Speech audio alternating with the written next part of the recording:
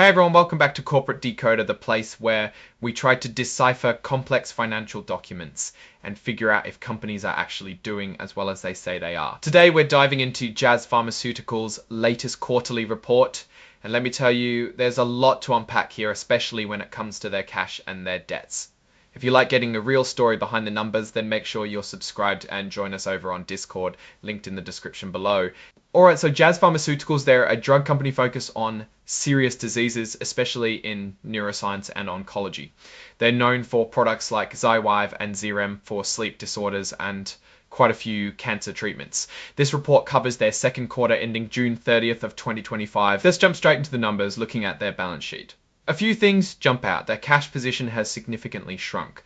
As of June 30th, 2025, they had about $1.2 billion in cash and equivalents, down from nearly $2.4 billion at the end of 2024. That's a big drop.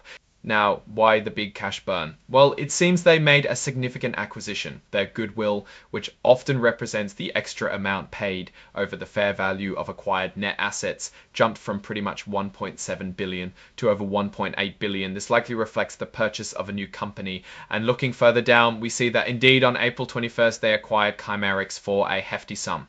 While their cash went down, their total assets also decreased slightly from $12 billion to about $10.9 billion, mainly due to that cash reduction. On the liability side, things get a bit more interesting. Their current portion of long-term debt shot up dramatically from just $31 million to over $1 billion.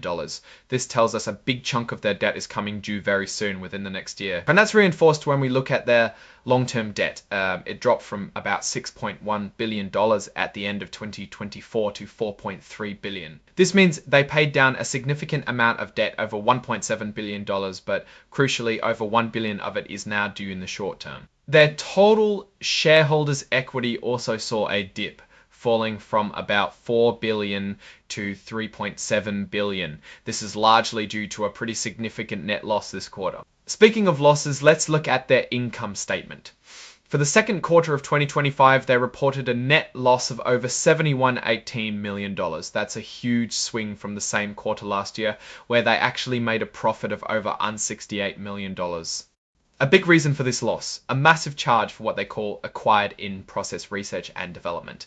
This number came in at over $905 million for the 6 months ending June 30th, compared to just $10 million last year. This usually means they paid for research that hasn't reached the market yet, and accounting rules often force them to expense a big chunk of that purchase price right away, especially if it's early stage stuff. This acquisition really hit their profits hard this period. Also, their selling, general and administrative expenses jumped significantly, up 26% for the 6-month period. They explain this partly by higher headcount supporting their business and a substantial expense for settling some Xyrem antitrust lawsuits, costing them $172 million. Interestingly, their research and development expenses decreased by about 16% for the 6-month period. They attribute this to timing in clinical trials for some of their drug candidates, which might just be a temporary dip. Their cost of selling the actual products went up about 8%, mainly due to changes in what products they're selling and some accounting adjustments related to those acquisitions. Now, let's talk about what actually brought money in. Total revenues for the quarter were just over $1 billion, a small increase of 2% from last year. For the 6 months, revenues were up 1% to just under $2 billion. The star player here is Xywav. Sales of Xywav, their treatment for narcolepsy and idiopathic hypersomnia, jumped about 13% for the quarter and 11% for the 6 months. This is good news, showing strong demand for this product, which doesn't have the high sodium issues of older treatments. But Xyrem, their older narcolepsy drug, saw a significant drop of 43% in sales. This is likely because of competition from generic versions of high sodium oxybate, and also from Xywav itself as patients move to the newer, safer option. Epidiolex, used for epilepsy, also saw modest growth. It's up about 2% for the quarter and 5% for the 6 months. Their oncology products, Relizase and Zepzelca, saw slight declines in revenue for the quarter. Relizase sales were down 7% and Zepzelca down 8%. They mentioned this is partly due to changes in how cancer treatments are being administered, affecting demand. The new oncology drug Ziihera brought in about $6 million this quarter, which is positive since it had no sales in the prior year. Overall, their oncology segment revenue saw a slight dip of about 1% for the quarter. Geographically, the US is still their bread and butter, bringing in about $936 million this quarter, a slight 1% increase. Europe and other regions contributed about $82 million and $26 million respectively. Looking at their customer base, they have a high concentration of revenue from just a few major distributors. For example, ESSDS, which is like Express Scripts, accounts for 41% of their receivables. This is a bit of a risk, as losing such a large customer could really hurt their sales. And now let's talk about the legal issues. Jazz is involved in several big lawsuits, most notably the ZRM antitrust litigation. They've settled a portion of this lawsuit for $155 million and are confident about their defenses in others. They've set aside $172 million for litigation expenses related to these matters this period. They're also in a major patent fight with Avadel over their Xi5 drug, which is crucial for their future. A jury found in Jazz's favour on patent validity, but the legal battles continue. This patent protection is key to their strategy. Turning to the risks, they're really worried about government pressure on drug pricing. The Inflation Reduction Act is changing how they negotiate prices with Medicare, and the possibility of more regulations on drug costs is a constant threat. They also mention the potential impact of tariffs on their manufacturing cost if new ones are imposed. In terms of returning value to shareholders, they repurchased over 1.1 million shares in May for about $125 million. They have about $25 million left in their repurchase program. Looking at cash flow, they generated over $518 million from operations in the first half of 2025, which is down from $598 million last year. The difference is mainly due to those lawsuit settlements.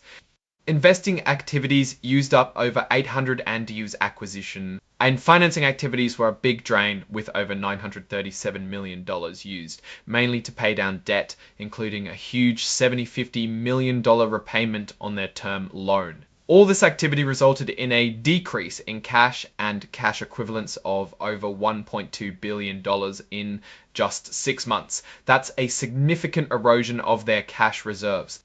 Now they're very clear about the risks. They highlight the critical reliance on their oxybate franchise and the potential negative impact of competition and regulatory changes. They also fret about the long and expensive process of protecting their patents. As for internal controls, management says they're effective, which is standard in these reports. The legal proceedings section is pretty extensive, detailing all the ongoing lawsuits, including those related to serum antitrust claims and patent disputes for Xi5 and other drugs. Their oncology products, while growing in some areas, seem to be facing headwinds due to market competition and shifting treatment protocols, as seen with Vralazis and Zepzelca. However, the new drug Ziihera is showing promising early sales. Looking at the overall picture painted by management, they're focused on growth through new products and acquisitions, like Chimerix, but they're also dealing with intense competition and the rising costs of drug development and litigation. Their strategy relies heavily on the success of Xi5 and expanding their oncology portfolio. The neuroscience segment, driven by AXI-wide, is performing well, but the decline in Xyrem sales is a clear concern. The oncology segment is a bit more mixed, with some products struggling against new competitors or changing medical practices, while newer ones like Ziihera offer hope. So what's the bottom line here? Jazz Pharmaceuticals is navigating a tough market. They've made aggressive moves like the Chimerix acquisition, which immediately boosted their R&D pipeline but also hit their short-term profits and cash hard. The big drop in Xyrem sales is a clear sign of competitive pressure, but Z-Wave is picking up the slack, showing strong patient adoption. They do have a lot of debt, and with Overend shows they're betting on future growth, but these are long-term plays. And Cashard, the big drop in Exiles of it coming due soon, managing their cash flow and continuing to generate strong sales from Xi5 will be absolutely critical. The significant R&D spending on Ziihera and Dordaviron shows they're betting on future growth, but these are long-term plays. So the ongoing patent litigation, especially concerning Xi5, is undoubtedly a major risk. Maintaining patent protection here is crucial for their financial health. And let's not forget the constant shadow of regulatory and political pressure on drug pricing. This could significantly impact their profitability in the future. They appear to be a company in transition, balancing aggressive growth strategies with the realities of intense competition and a changing regulatory landscape. Alright, that's our deep dive into Jazz Pharmaceuticals' latest report. What do you think about their acquisition strategy and their fight against competitors and legal challenges? Let us know your thoughts in the comments below. If you found this breakdown helpful, please give it a thumbs up, subscribe for more corporate insights, and join the conversation on our Discord server linked in the description. Thanks for watching, and we'll see you in the next one.